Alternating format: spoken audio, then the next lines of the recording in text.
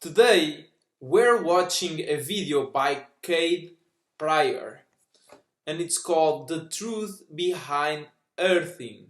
Is grounding healthy or is it snake oil? Grounding is the idea that our body can heal itself, improve sleep, reduce inflammation, and tons of other health claims just by touching the ground. Sounds almost too good to be true, doesn't it? There are people that swear by it, claiming it's the most important health discovery ever, and others that are skeptical, calling it the modern day snake oil with a goal to just sell expensive products and take advantage of people. So is this truly the most important health discovery ever, or a bunch of bullshit? In this video, I'm going to do my best to unbiasedly answer this question. I'm going to break down the arguments on both sides, and at the end give my opinion and conclusion to what I found after deeply diving into this topic. I can tell you there's a lot that I disagree with, and important things to think about if you're either going to buy a grounding mat or want to incorporate grounding in your life as a health practice. So let's explain what earthing is, the history of how it came into the modern world, and all of the health claims that go along with it.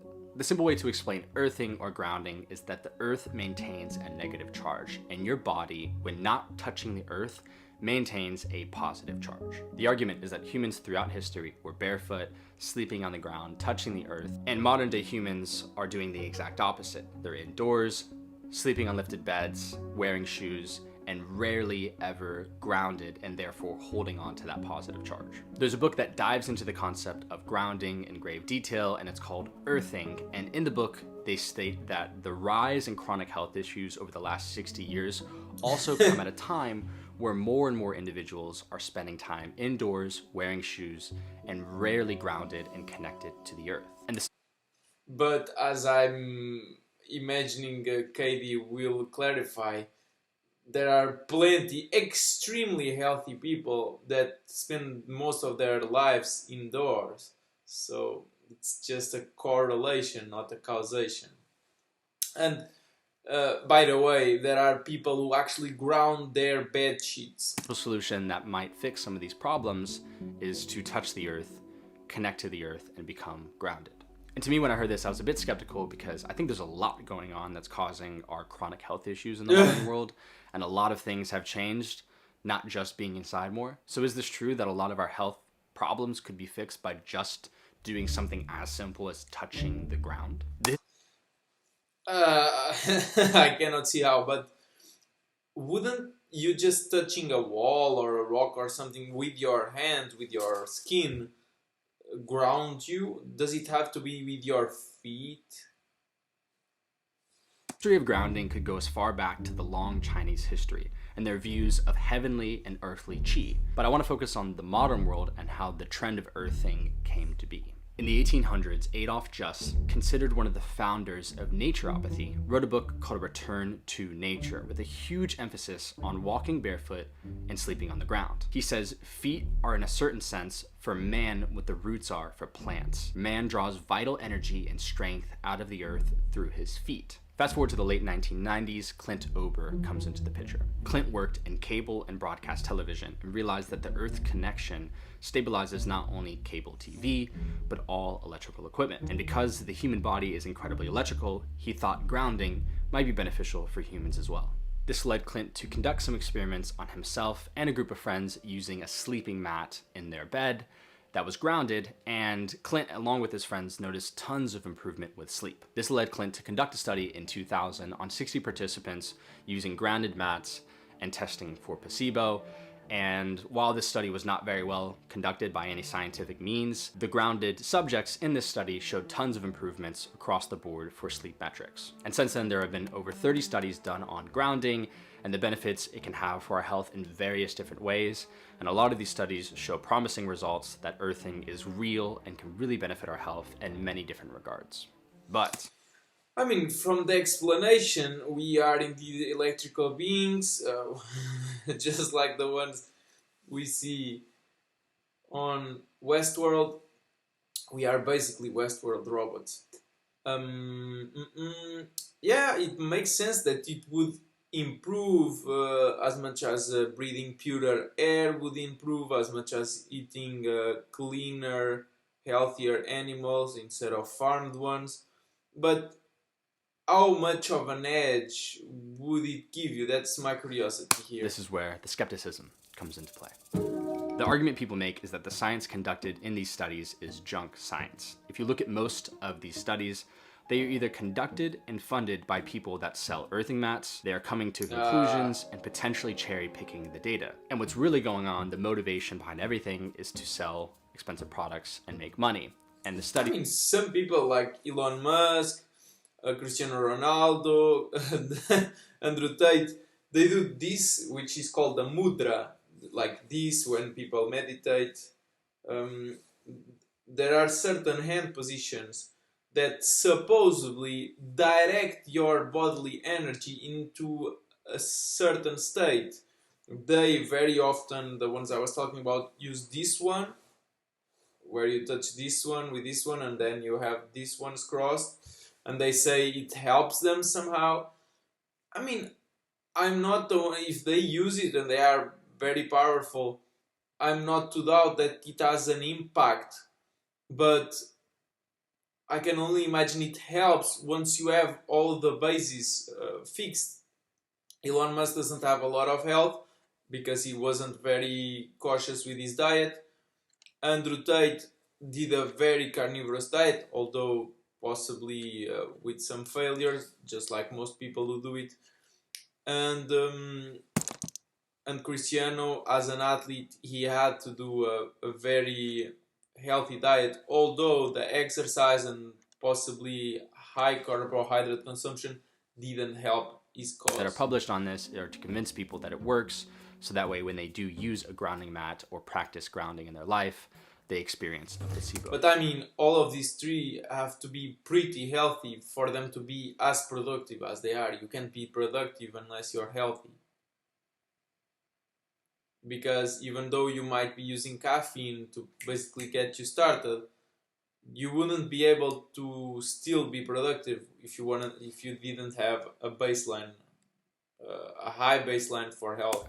In the late 19th and early 20th century, snake oil was commonly promoted and sold as a cure-all for health problems.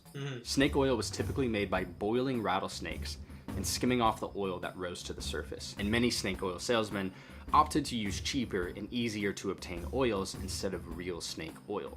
As a result, snake oil was essentially worthless as a cure for anything, yet many people believed in the product and purchased it, and they claimed that it worked as advertised. This was attributed to the classic placebo effect, where if someone genuinely believes that a therapy or a product will benefit them, it often does. Which is amazing if you think about it. The mind truly is powerful. Now, as much as I want to believe in creating... I mean, because exactly we are electrical beings, if you improve your emotions, it does impact your body in some way, so that your biome, whatever, your cells start behaving in a more beneficial way for you.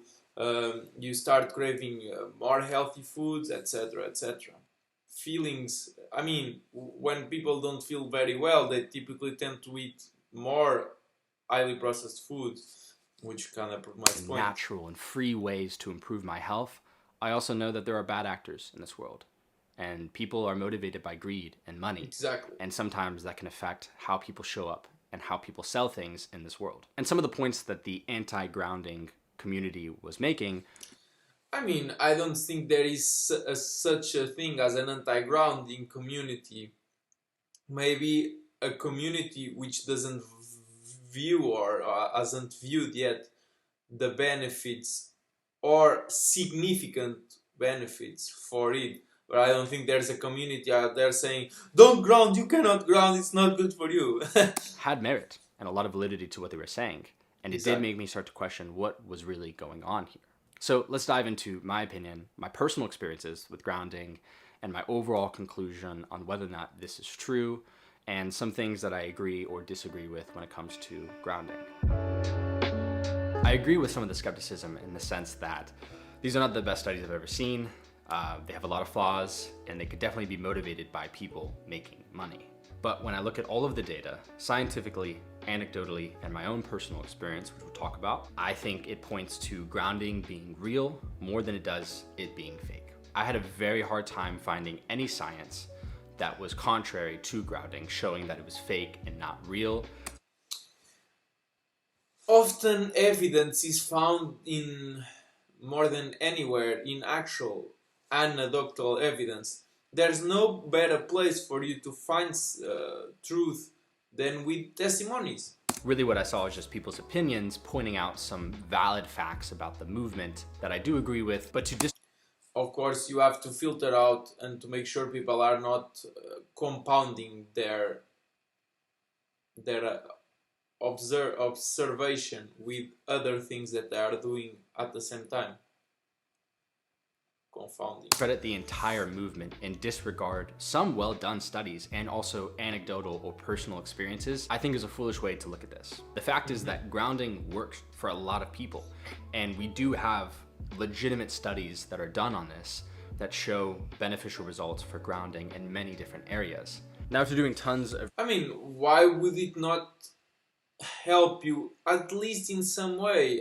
It's going back to nature. research, I was able to find some studies that I think the skeptics will like. These were non-bias, controlled trial, double-blinded studies that were also not funded or incentivized by any earthing products. And I think they do a good job of showing just the benefits that earthing might have on an individual's health. The specific one I want to look at is actually looking at the prevention and treatment of a specific infection, which I won't say, YouTube's algorithm, and how it plays into benefiting it when it comes to earthing. So this study was super interesting. I highly recommend to check it out and read more into it. Also, something to note too, if you go to any NCBI study, you're talking about the ghost, right? A lot of times they'll note conflicts of interest and also who funded it, if you're curious about that. In this case, there was no funding received for this work, and there was no conflicts of interest to point out in regards to this study. So very interesting in that aspect. The supplement was also offered. That earthing or grounding revealed a significant impact in the management of patients with a specific infection. It is a contact with... By the way, what was called COVID was a bunch of symptoms that already existed since the dawn of mankind. They were just given a different name now. If it was the year earlier, oh, you just got a cold. It was that year, oh, you have ID. The earth by several means that could cause an influx of electrons into the body with subsequent anti-inflammatory effect, immunity enhancement, anticoagulation, I think that's how you say that, rising blood oxygenation, and antipyretic effect. Now I'll link this study along with a few others in the description. So yeah, it might have helped people with colds, people with fevers, etc., people with respiratory symptoms, but don't confound that with the ghost. Below, if you want to take a look at what I would argue are some good unbiased studies on this topic that kind of paint a picture that, hey, maybe something is really going on with grounding, not just anecdotally, not just personally, but also scientifically. Now, where I disagree with the grounding movement. By the way, I don't trust those studies at the least. Most of them are biased, most of them are paid, most of them are controlled. But you can indeed trust testimonies far more, at least. And a few things that I noticed in regards to doing some research on this. I think the rise of chronic health issues that we see in the modern day world are contributed to many different things. And I would argue there are actually larger things at play that are causing us to be unhealthy outside of grounding. Basically what I'm saying is I'm confident grounding is beneficial, but I question how beneficial they are claiming it is to be. I would put it, before I even tried it, I would already put it, it seems to me, in the same place of switching clothes, and I'm not talking about underwear and socks, but switching like your coats and your pants and whatnot from poly fabrics to wool. How much of a difference is it going to make that your coat, which is not your base layer, going to make? How much is a difference going to make that your shoes are made of leather and not made of PU, of polyurethane? I'm very skeptical that it is significant. Even a t-shirt, because poly fabrics, the polyester, for example, doesn't have PFAs by itself. It's only when companies add to it, and you can even add PFAs to cotton, to linen, to wool, to bamboo, whatever. A lot of times it has to do with the treatment and the coloring, the dyeing of the fabrics themselves. Of course, I would recommend anybody, and Katie has a video about this, to switch their underwear to a natural fabric, ideally wool, since cotton is terrible with humidity, it doesn't dry fast, etc., and the socks the same. But other than that, how significant is it? I mean, for as long as you're not wearing some crap type of polyfabric, it's okay. For example, Decathlon has pretty good, pretty clean polyfabrics. Sleeping on a grounding mat in 2019, you can actually see one in this video I posted a long time ago, and I noticed tons of improvements when I used it personally, in my sleep and in other areas of my life, and I felt like it was something beneficial for me. But I don't own any grounding mats now. I used to have a futon, like the Japanese one. It was incredibly heavy, so nothing like it was showing there. It was heavy, so freaking heavy. And I mean, I don't recall feeling any benefits. I mean, I have always slept pretty great, except when I was in my teens, a phase there. But yeah, I remember always feeling pretty good. But just switching the bedroom that you sleep in, for example, your head is pointed north versus your head is pointing east, it will change a lot how you feel. So maybe it had to do with that. He basically moved to another apartment or something, or another bedroom, and it coincided with the futon. So then and again, a lot of confounded information. You can trust testimonies for as long as you filter the information and make sure it's only about that. Going outside barefoot is free, and I think there's a difference between touching these mats and touching the earth. Yeah, I'm curious about that. The thing is, you you are doing, for example, like Paul Saladino, an animal-based diet, and you are doing grounding, and you are using red lights at night, and now you say, "Oh, I feel so great! I have so much more health."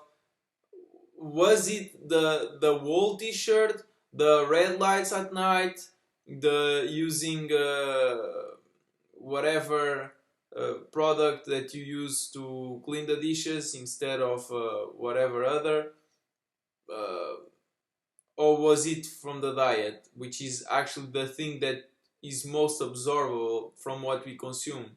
I mean, food is literally consumed inwards, as clothing and other things are just touching your organ. Sure, that is your skin, but that's it. Foot. Even though it might be grounding us in the same way, I think there's more going on that we can't see that could be happening when we are in direct contact with the earth. The specific things I noticed when I prioritize grounding for about 2 to 3 hours per day is improved sleep, improved circadian rhythms, less stress, less anxiety. I feel more grounded, and overall, I feel more grounded.